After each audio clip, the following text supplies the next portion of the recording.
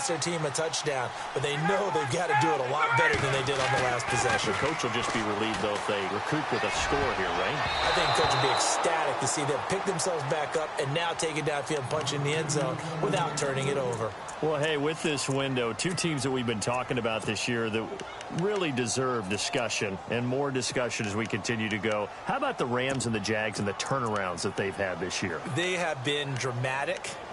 They've been dominating at times when you look at how they've played. I mean, we just saw the Rams, what was it, week 15, went to Seattle and decimated the Seahawks to really take over the NFC West. The Jaguars have steadily gotten better throughout the season. I mean, in preseason, the Rams weren't thought of as a team that would make this dramatic a turnaround. Jaguars, they were kind of that trendy could they be, but they have been for a number of years. This has been something else, and my hat is off to both of these organizations. He completes it to Julio Jones. And he'll be out of bounds up past the 45. A really nice gain of 25 yards.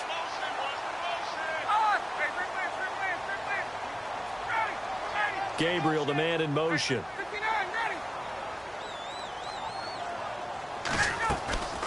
Ryan leaves with Freeman on the draw. And he's got it across midfield and down to about the 47-yard line. It's a 7-yard carry to set them up with a 2nd and 3. That play wasn't quite as big as the play that preceded it, but still, gotta like the way they're moving the football, partner. Absolutely. Pretty good room to run on that last play. Yeah, they didn't get a first down, but still, you'll take runs like that each and every time, won't you? And he's going to get this one down near the 45-yard line. They got 2 of the 3 they needed there. It leaves them with 3rd and just a yard. If they're going to get a first down out of this, they're going to have to earn it because there's been tough going in the interior there. And here we are on 3rd and 1. Be prepared. Brace yourself. There'll be some contact going on. And he will have first down yardage as he's brought down at the 41. A gain of 4 that time as the drive continues.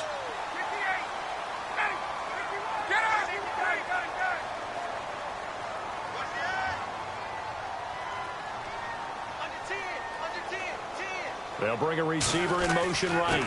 And now a 10th carry for Freeman. There he goes inside the 30. And he gets this one all the way down inside the 15, just shy of the 10. That one 28 yards on the ground. I love football lingo and the evolution of it all. Nickel defense makes sense, right? 5 defensive backs. But then you go to 6. What are you going to call that? And they call it a double dime. A dime, which is just very simple for them. The math doesn't add up. But I know one thing. Offenses love to run against dime defenses. Typically, the bigger guys have an advantage against the smaller defensive backs when they're blocking downfield. Yeah, we saw that advantage right there. 2 minutes remain here in the first half. We're back to Atlanta right after this timeout. So the offense has it 1st and 10.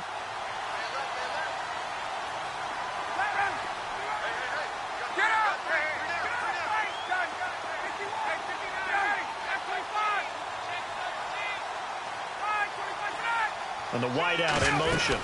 They'll run it now out of the gun. And this play goes nowhere. Losing yardage back to the 15. And now the Jags defense deciding to call a timeout. It's just their first, so they'll have 2 remaining here before we get to halftime.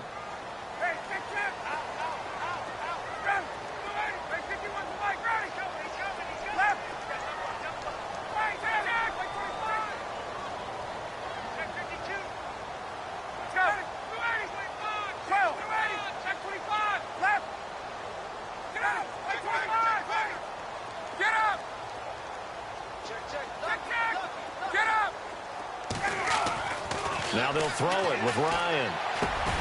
That's complete right around the 8. And a big hit there as he runs into a brick wall. And now the Jags going to signal for another timeout. So that means they're down to 1 remaining here as we head toward halftime.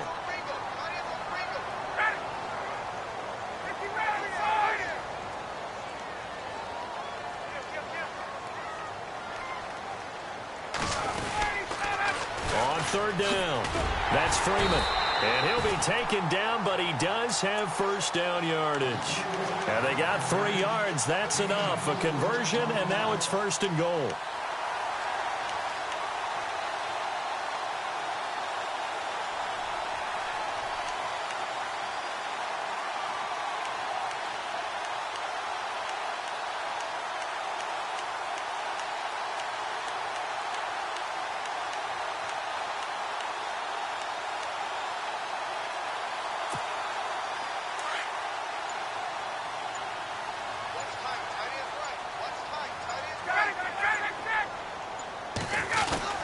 They'll look to run with Freeman.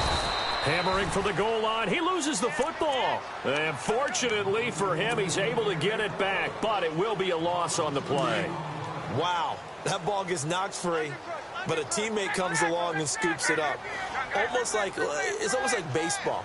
Guys at bat, people are on base in scoring position. One guy doesn't get him home. The next guy comes through and picks him up. And avoids the turnover.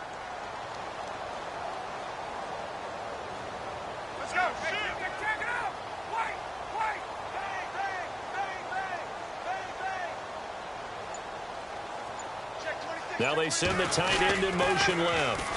They toss to Freeman. And he will take it in for a Falcon touchdown. Devontae Freeman taking it in from 2 yards out. And the Falcons are in for 6. And while that touchdown does not give them an insurmountable lead, it's still a lead, and that always feels good to a team. They'd love to take that into the lockers, but a little time left on that clock, so some work to do. I like that. I like how you're guarding against a letdown there. Are you looking forward? Coaching them up from right up here in the booth. Now here's Bryant to kick it away.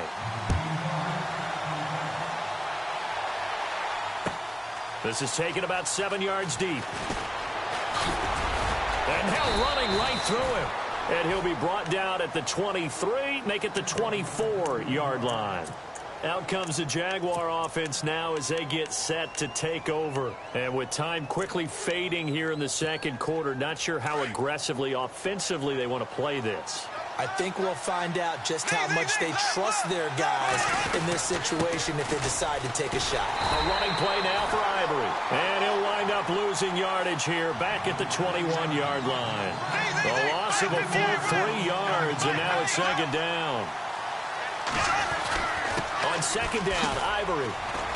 And a short gain there as he'll get it up only to about the 24. And offensively, they'll take the timeout with 6 seconds left in the second quarter.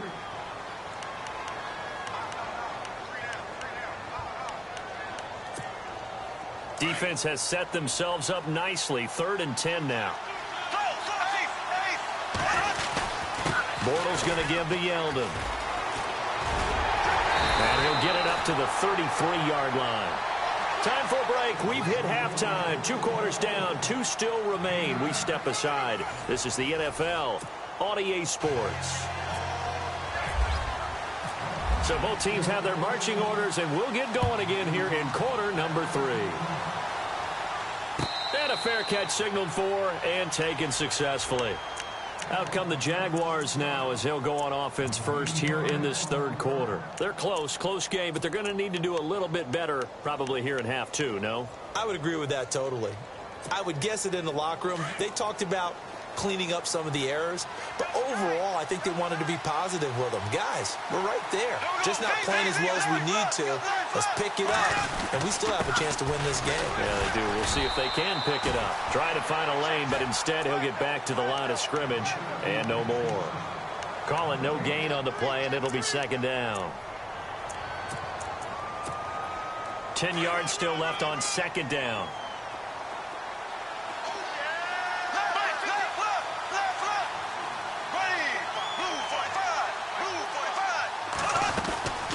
They'll run it now out of the gun. And he will lose yardage here back at the 23-yard line. They'll wind up losing 3.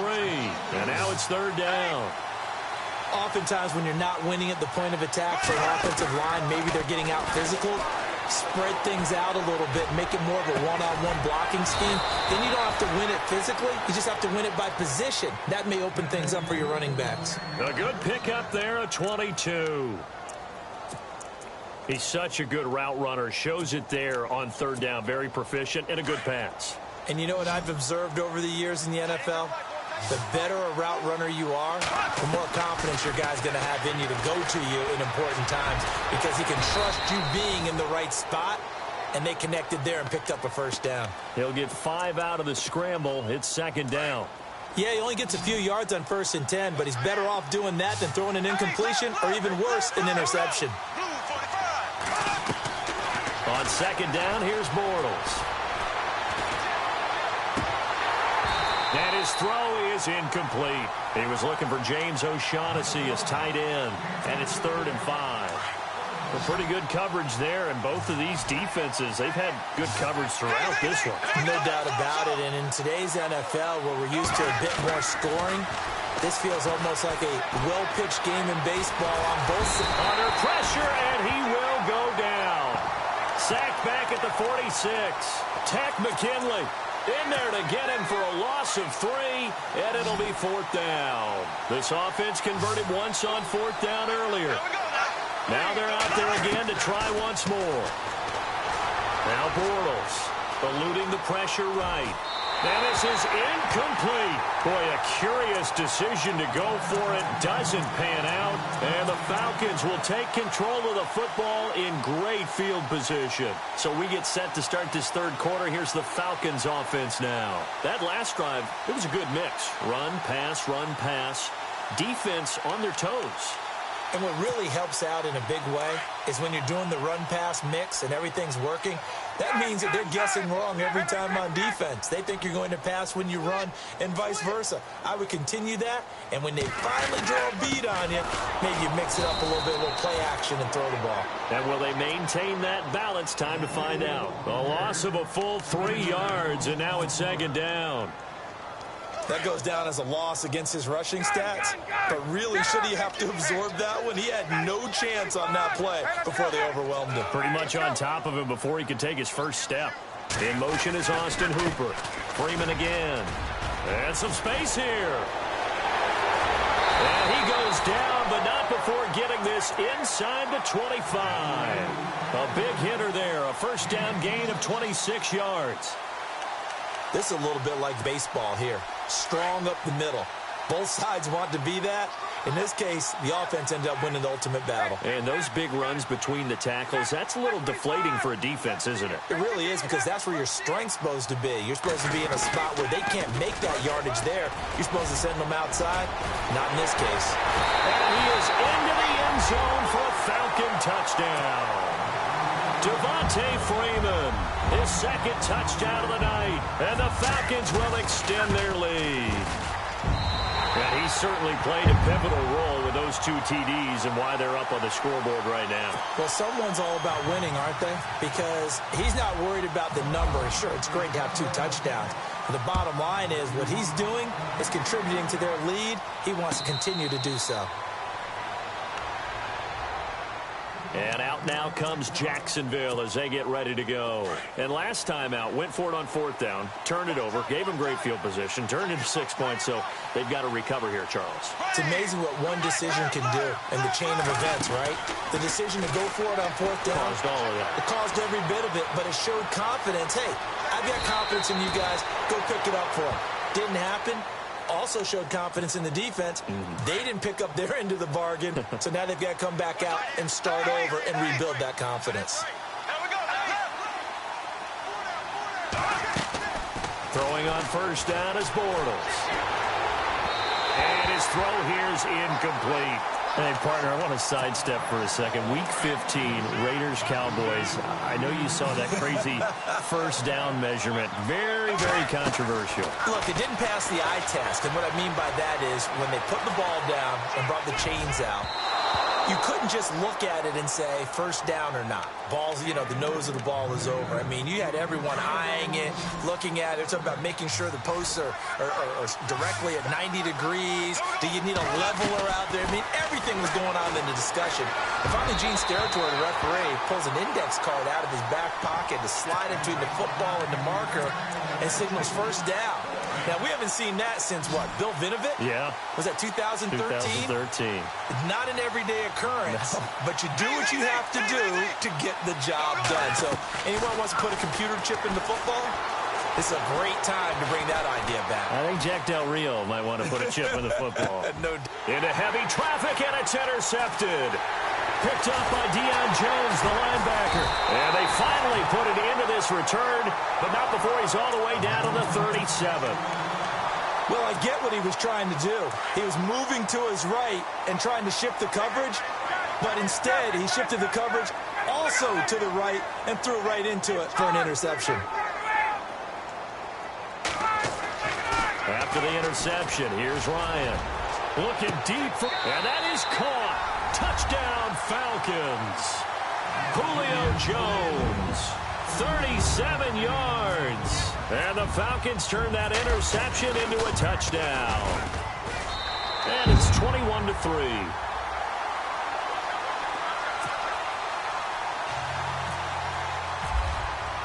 Now here's Bryant to kick it away.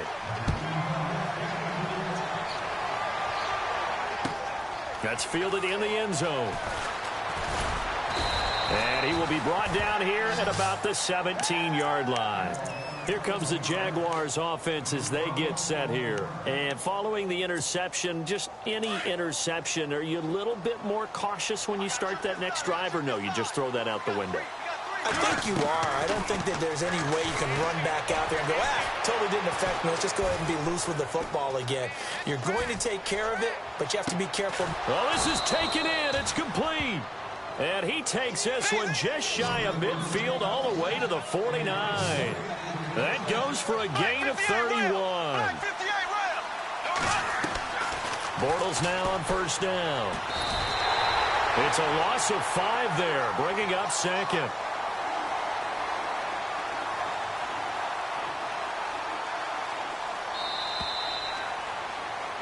Back now in Atlanta. It's Jaguar football, but a little work to do for them. They trail here as we start the fourth.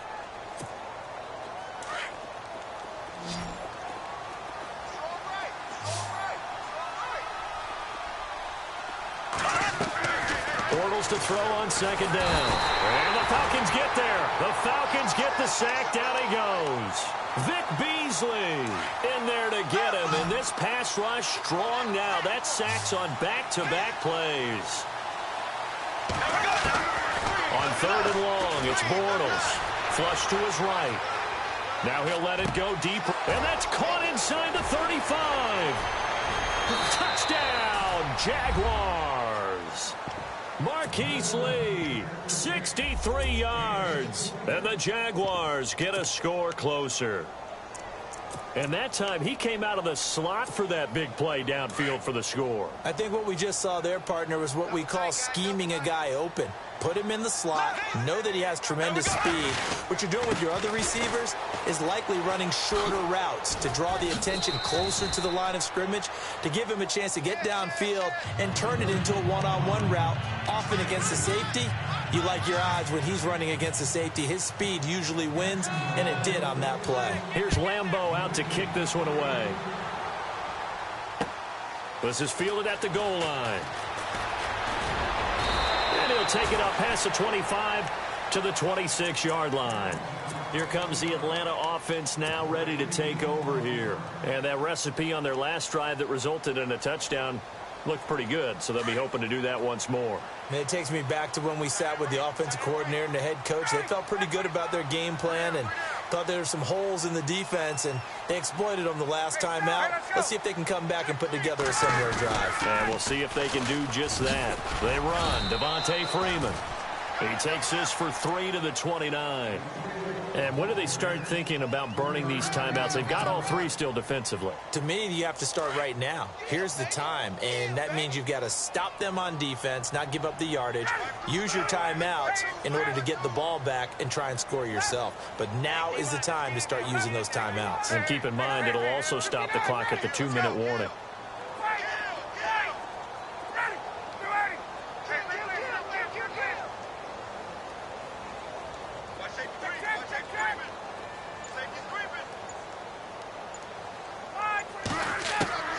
On second down, Ryan. Escaping the pressure right. And he'll be brought down right around the 37. 8 yards that time, able to take off, and the result is a first down. All right, partner, I'm a defender, but I've got to express my admiration there. Moving around, making it happen, and instead of worrying about protecting himself, he goes and gets the first down. I've got to give it to him on that one. Normally, you don't want your guy taking shots, your quarterback, but it's winning time here in the fourth quarter. If he needs to make those plays with the legs, go ahead, right? Yeah, no doubt about it. At this stage of the game, all protections, they're off. The defensive line disperses a little bit here, maybe expecting a pass. A 20th carry now for Freeman. And down inside the 35, he goes to the 32-yard line. And now right out of the 2-minute break, we'll get a timeout used defensively with 1:56 to go. Possible run anticipation here as the D-line sandwiches together.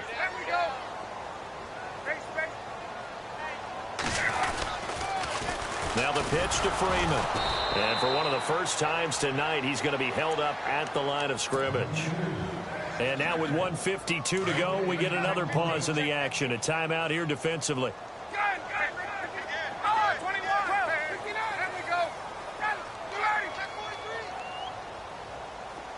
And he motions the wide receiver on third down. It's Freeman. That is not going to be any help as they dump him behind the line of scrimmage. Now the defense will burn their third and final timeout. And as the two teams talk it over on their respective sidelines, we take a break. And this one is right down the middle. And that will stretch the lead up to 13. So they settle for just the 3 there, but clearly anything helps when you're trying to salt one away here in the 4th. Without a doubt, I think a touchdown would have been the final nail. But 3 does give them some breathing room and lets them build up a little cushion. And out now comes Jacksonville as they get ready to go. And they're going to need another score. Got one last time, but still down here.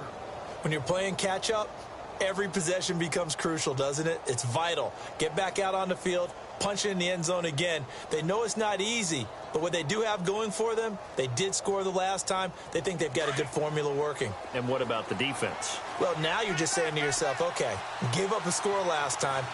What adjustments do we need to make to slow them down now and get the ball back for our own offense? Is it more pressure? Is it more zone? What do they have to do? They're trying to figure that out themselves. We'll see if they can figure that out right here. Trying to run inside, but nothing there. Officially no gain on the play, and it's second down. On second down, here's Fournette. And they're able to get this one across the 35. 11 yards there for Jacksonville and a first down as well. First down now, but the clock continues to move. Bortles going to run the draw with Fournette. Looking for an opening, not much there. He'll get it to the 39. A gain of 3, second down. Clock running as Bortles hurries to try to get his guys set. Now they'll throw it. Bortles. Looking for his tight end on the corner. It's complete. A good pickup there, 26 yards. Clock management definitely critical here if they want to get back in this game. Absolutely agreed. They have to up the tempo in this case, down a couple of scores. Want to make sure they have a chance to win this ball game. And this will split the uprights. It's right down the middle. And the drive will wind up yielding 3. So 2 scores down. Time definitely not an ally, but here comes the onside kick. And this is going to be covered up by the Falcons. And that should just about seal it.